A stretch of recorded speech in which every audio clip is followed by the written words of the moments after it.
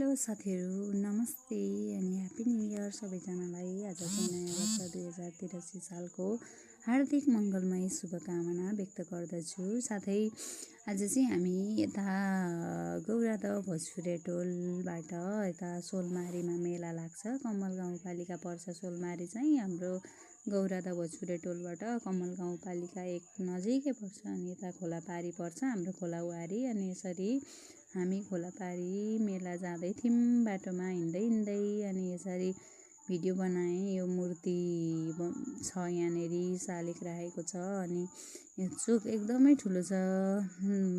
गौरादहको सोलमारी चोक छ। सोलमारी चोकबाट यता अलिकति मास्तिरपट्टि मेला लाग्छ अनि यसरी हामी जाँदै थियौँ बाटोमा भिडियो बनाउँदै अनि मेलामा पुग्यौँ। त्यस पछाडि भिडियोहरू बनाएर यो सन्थालहरूको चाहिँ कलश यात्रा जस्तो हुँदो रहेछ उनीहरूको आफ्नो कल्चर अनुसार। अनि त्यस पछाडि यसरी कलश यात्रा भएर यहाँ एउटा मन्दिर रहेछ अनि आफ्नो आफ्नो संस्कार आफ्नो संस्कृति हुन्छ नि त, आफ्नो सबैको आफ्नो रीतिरिवाज हुन्छ। अनि त्यो हेरिसकेर हामी चाहिँ यसरी अब मिठाई किन्न भनेर लाग्यौँ र मिठाई किनिसकेर हामी चाहिँ फर्क्यौँ।